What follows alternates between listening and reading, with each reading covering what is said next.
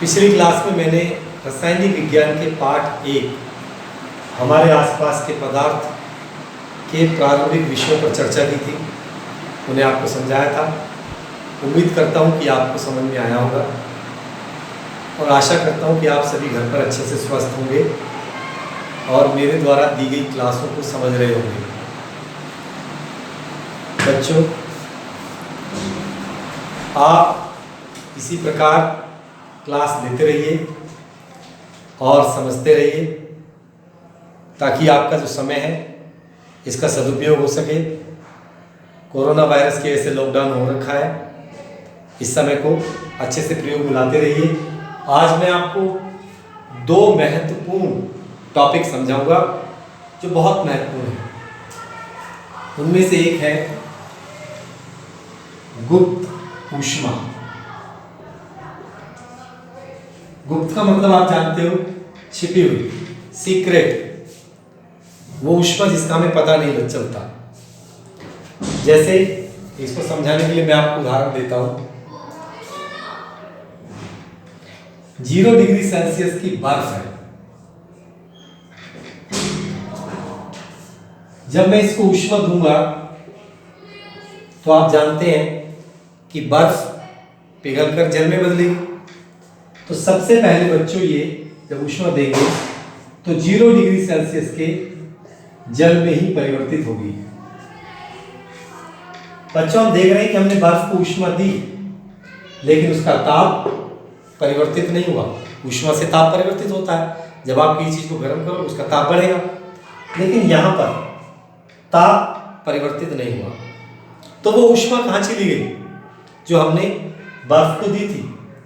बर्फ जल में तो परिवर्तित हो गया लेकिन उसके तापमान में कोई परिवर्तन नहीं आया, जबकि ऊष्मा तापमान में परिवर्तन करती है। तो बच्चों, यही हमारा टॉपिक है कि वो ऊष्मा जो तापमान में परिवर्तित नहीं करती बल्कि अवस्था में परिवर्तन करती है। जैसे कि आप जानते हैं कि बर्फ ठोस है और जल द्रव है। तो अवस्था परिवर्तन के समय जो ऊष्मा पदार्थ लेता है वह ऊष्मा उसकी ताप में कोई वृद्धि नहीं करती। तो यहां से परिभाषा बन जाती है कि भौतिक अवस्था परिवर्तित करने के लिए जो ऊष्मा काम में आती है उसे हम गुप्त ऊष्मा कहते हैं। भौतिक अवस्था परिवर्तित होगी लेकिन ताप परिवर्तित नहीं होगा, तो उस समय जो ऊष्मा ली जाएगी उसी को हम गुप्त ऊष्मा कहेंगे। जैसे कि 100 डिग्री सेल्सियस पर जल उबलता है, आप जानते हैं। उसके बाद भी हमें इसे ऊष्मा देते हैं और फिर ये 100 डिग्री सेल्सियस की भाप में बदलता है। तो बच्चों, ऊष्मा दी हमने 100 डिग्री सेल्सियस के जल को, भाप बन गई लेकिन ताप नहीं बदला। तो जो हमने ऊष्मा दी वो कहां चली गई? फिर मैं वही कहूंगा, वो ऊष्मा अवस्था परिवर्तन में प्रयोग आ गई। जैसे जल एक द्रव है और भाप एक गैस है, तो यहां पर द्रव से गैस अर्थात अवस्था में परिवर्तन हुआ। तो अवस्था में परिवर्तन के लिए जो ऊष्मा काम में आती है उसी को हम गुप्त ऊष्मा कहते हैं। ताप परिवर्तित नहीं होता, इसलिए हमें ऐसा लगता है कि वो ऊष्मा कहाँ चली गई, परंतु यह ऊष्मा पदार्थ की भौतिक अवस्था को परिवर्तित करती है। तो बच्चों, जब बर्फ ठोस से द्रव में बदली 0 डिग्री सेल्सियस ताप पर, तो जो हमने उसे ऊष्मा दी उसे कहते हैं गलन की गुप्त ऊष्मा। फिर ध्यान देंगे, जब बर्फ ठोस से जल यानी द्रव में बदल गई तो जो गुप्त ऊष्मा उसके काम में आई उसको हम बोलेंगे गलन की गुप्त ऊष्मा।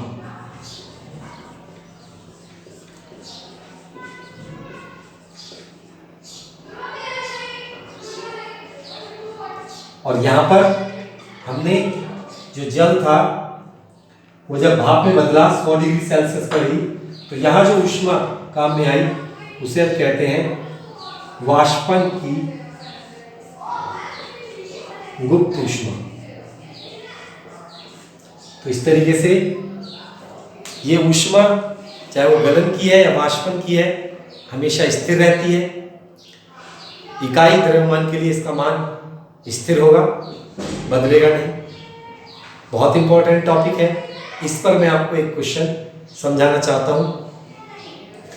बच्चों, एक प्रश्न है कि उबलते हुए जल की अपेक्षा भाप से जलना ज्यादा कष्टदायक होता है, क्यों? प्रश्न दोबारा सुनेंगे। उबलते हुए जल की तुलना में भाप से जलना ज्यादा कष्टदायक होता है, क्यों? तो इस प्रश्न का आंसर इस प्रकार लिखेंगे कि भाप में उबलते हुए जल से अधिक ऊष्मा गुप्त ऊष्मा के रूप में संचित होती है। दोबारा सुनिए, भाप में उबलते हुए जल से अधिक ऊष्मा होती है जो किस रूप में होती है? गुप्त ऊष्मा के रूप में होती है। तो पहले जब भाप आपकी त्वचा से टकराती है तो द्रव में बदलती है और ऊष्मा निकलती है, उससे हमारा हाथ जलता है। तो जब 100 डिग्री सेल्सियस की भाप पहले 100 डिग्री सेल्सियस के जल में बदलेगी, ऊष्मा देगी, फिर वो 100 डिग्री सेल्सियस का जल आपको जलाएगा। तो भाप में उबलते हुए जल से ज़्यादा ऊष्मा होती है, इसलिए भाप से जलना अधिक कष्टदायक होता है। उम्मीद करता हूँ ये प्रश्न आपको समझ में आया होगा। बहुत ही इम्पोर्टेंट प्रश्न है, इसे एक बार कॉपी में लिखेंगे और मुझसे चेक भी कराएंगे। अब दूसरा टॉपिक, वो भी बहुत महत्वपूर्ण है, उसके बारे में चर्चा करते हैं। टॉपिक है वाष्पीकरण। इस टॉपिक को समझने से पहले मैं आपसे कुछ पूछना चाहता हूं कि बच्चों, जो जल होता है वो भाप में कब परिवर्तित होता है? बहुत से बच्चे कहेंगे सर 100 डिग्री सेल्सियस पर, 100 डिग्री सेल्सियस पर जल भाप में परिवर्तित होता है। ठीक बात है, लेकिन बच्चों 100 डिग्री सेल्सियस पर जल बहुत तेजी से भाप में परिवर्तित होता है, लेकिन 100 डिग्री सेल्सियस के नीचे भी जल या द्रव जो वाष्पशील होते हैं, जिनकी भाप बन सकती है, वो अपने क्वथनांक से पहले भी धीरे धीरे भाप में परिवर्तित होते रहते हैं, धीरे धीरे। इस घटना को हम वाष्पीकरण कहते हैं। बच्चों, वाष्पशील द्रव क्या होते हैं? वाष्पशील द्रव जिनकी वाष्प या भाप बन सकती है। तो ज्यादातर जो द्रव होते हैं अपने क्वथनांक पर तेजी से भाप में बदलते हैं, लेकिन अपने क्वथनांक से पहले भी वाष्पशील द्रव धीरे धीरे भाप में बदलते रहते हैं। अब सोचिए, आपके कपड़े कैसे सूख जाते हैं, उनका पानी कैसे भाप में बदल जाता है। कमरे का ताप तो 100 डिग्री सेल्सियस, या अगर हम बाहर भी टांग दें तो भी ताप 100 डिग्री सेल्सियस नहीं होगा। लेकिन जैसे कि मैंने आपको बताया कि जल या अन्य वाष्पशील द्रव धीरे धीरे निम्न ताप पर भी वाष्प में बदलते रहते हैं। आपने देखा होगा कि जो बर्फ होती है उससे भी भाप निकलती होती है, तो क्या बर्फ 100 डिग्री सेल्सियस ताप तक गर्म है? नहीं। तो बच्चों, वाष्पशील द्रव जिनकी वाष्प बन सकती है वो हमेशा ही भाप में बदलते रहते हैं। उसके लिए जरूरी नहीं है कि उनके क्वथनांक तक ही उनको ले जाया जाए। तो बच्चों, वाष्पशील द्रवों का निरंतर वाष्प में बदलना वाष्पीकरण कहलाता है। अब आता है एक इंपॉर्टेंट टॉपिक, वाष्पीकरण को प्रभावित करने वाले कारक। वाष्पीकरण कब ज्यादा होगा, कब कम होगा, इसके कारक समझते हैं। तो सबसे पहला है ताप। बच्चों, आपने कई बार कपड़ों को गर्म करके सुखाया होगा, क्योंकि गर्म करने से ताप बढ़ जाता है और पानी जल्दी जल्दी भाप में बदलने लगता है। जैसे सर्दी के दिनों में ताप कम होता है, गर्मी के दिनों में ताप ज़्यादा होता है। तो गर्मी के दिनों में कपड़े आसानी से सूख जाते हैं। तो ताप जितना ज़्यादा होगा, कृत होने वाले पदार्थ उतने ही जल्दी जल्दी वाष्प में बदलेंगे। तो ताप एक पहला कारक है। दूसरा है वायु की गति। बच्चों, ये भी एक बहुत इंपॉर्टेंट कारक है। आपने देखा होगा कि जब हवा चलती रहती है तो आपके कपड़े जल्दी सूख जाते हैं। क्यों? क्योंकि वायु चलने से वाष्पीकरण की जो गति है वो बढ़ जाती है, जल्दी जल्दी जल वाष्प में बदलने लगता है। तो वायु की गति या हवा की गति, जब हवा तेज चलेगी तो वाष्पीकरण की दर भी बढ़ जाएगी। तीसरा है हमारा आर्द्रता यानी नमी।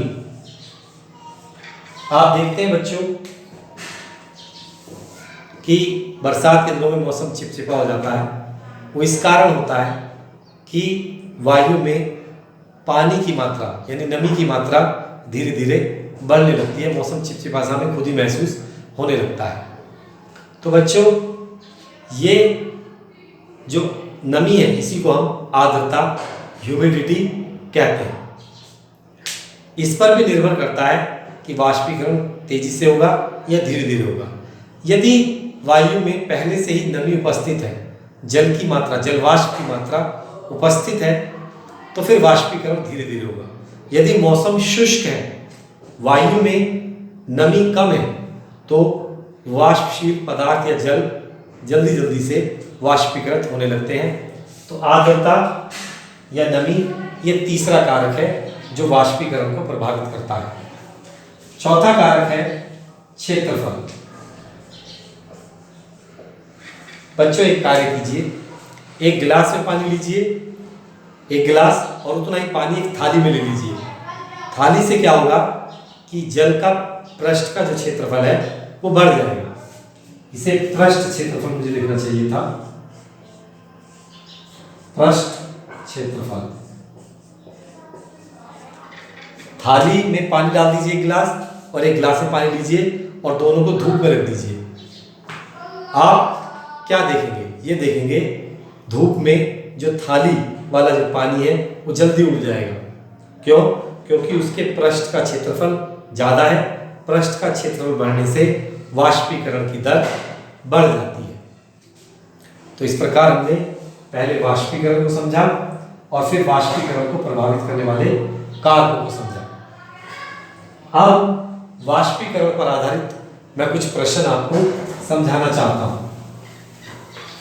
जैसे पहला प्रश्न, अगर आप अपने हाथ पर स्प्रिट डाल देते हैं या पेट्रोल डाल देते हैं तो आप जानते हैं उड़ जाता है और उसके बाद आपको बहुत आपके हाथ को ठंडा ठंडा महसूस होता है। क्यों? क्योंकि आप जानते हैं वाष्पीकरण के लिए ऊष्मा चाहिए और वो ऊष्मा आपके हाथ से स्प्रिट या पेट्रोल द्वारा ले ली जाती है और उड़ जाता है। इसीलिए आपका हाथ जो है वो आपको ठंडा महसूस होता है। दोबारा सुनिए, जब आप स्प्रिट को अपने हाथ पे डालेंगे 2-4 बूंद उड़ जाएगी। तो उड़ने के लिए उसे ऊष्मा कहाँ से मिली? आपके हाथ से। और जब आपके हाथ से ऊष्मा निकल गई तो आपका हाथ ठंडा हो गया। अगला प्रश्न देखते हैं। आपने देखा होगा जब आपको पसीने आ रहे होते हैं और आप आके पंखे के नीचे बैठ जाते हैं तो आपको बहुत ठंडा महसूस होता है। क्यों? क्योंकि जब आप पसीने में पंखे के नीचे बैठते हैं तो हवा की जो गति है वो बढ़ जाती है और वाष्पीकरण भी बढ़ जाता है। आपका पसीना उड़ने लगता है। वो उड़ने के लिए ऊष्मा कहाँ से लेता है? आपके शरीर से। तो आपका शरीर जो है वो ठंडा हो जाता है, इसलिए आपको ठंडक महसूस होती है। एक और प्रश्न मैं आपको समझाना चाहता हूँ कि जब आप गिलास में बहुत ज़्यादा ठंडा पानी डालते हैं तो गिलास के बाहर पानी की बूंदें आ जाती हैं। ये कहाँ से आई? ये गिलास के अंदर से नहीं है, गिलास में कोई छिद्र नहीं था। देखो बच्चों, जब आपने गिलास में ठंडा पानी डाला तो गिलास की बाहरी सतह है वो भी ठंडी हो गई और उसके संपर्क में जो वायु आई, और वायु में क्या होती है? नमी, जलवाष्प होती है। ठंडी होकर वो भी द्रव में परिवर्तित हो गई और बूंदों के रूप में आपको दिखाई दे देगी। अब एक बहुत इंपॉर्टेंट क्वेश्चन समझाने जा रहा हूँ। मटका, मिट्टी का बना हुआ जो मटका होता है उसमें पानी ठंडा रहता है। क्यों? बहुत महत्वपूर्ण प्रश्न है, बहुत इंपॉर्टेंट क्वेश्चन है। तो मैं इसको समझाना चाहूँगा कि जो मटका होता है, मिट्टी का जो बना होता है, उसमें छोटे छोटे छिद्र होते हैं और उन छिद्रों से जब आप मटके को भर देंगे तो छिद्रों से पानी बाहर सतह पर आ जाएगा और वाष्पित होकर उड़ने लगेगा। और वाष्पित होने के लिए वो ऊष्मा कहाँ से लेगा? मटके से। तो जब मटके से वो ऊष्मा ले लेगा तो मटका कैसा हो जाएगा? ठंडा हो जाएगा। तो जब मटका ठंडा हो जाएगा तो उसके अंदर का पानी भी कैसा हो जाएगा? ठंडा हो जाएगा। तो बच्चों, इस प्रकार मैंने आपको आज 2 टॉपिक, गुप्त ऊष्मा और वाष्पीकरण, दोनों अच्छे से समझाए। इनके ऊपर जो प्रश्न आते हैं वो भी मैंने आपको समझाया। उम्मीद करता हूँ आपको बहुत अच्छे से समझ में आए होंगे। इसी प्रकार क्लास को देखिए। मेरा वीडियो 1 बार नहीं, 2 बार नहीं, 3-4 बार अगर आप देखेंगे तो मेरा पढ़ाया हुआ आपको समझ में ही नहीं बल्कि याद हो जाएगा। बार बार वीडियो देखिए, थोड़े ही दिनों में वो आपको याद हो जाएगा और परीक्षाओं में आप बहुत अच्छे नंबर प्राप्त कर पाएंगे। बच्चों, इस समय को आप अच्छे से सदुपयोग करो। घर पर रहकर अपने समय का इसी प्रकार उपयोग करते रहें, स्वस्थ रहें।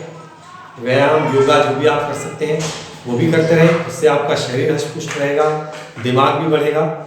और इसी प्रकार जो मैं आपको समझाता हूँ उसे समझते रहिए, नोट बनाते रहिए कॉपी में।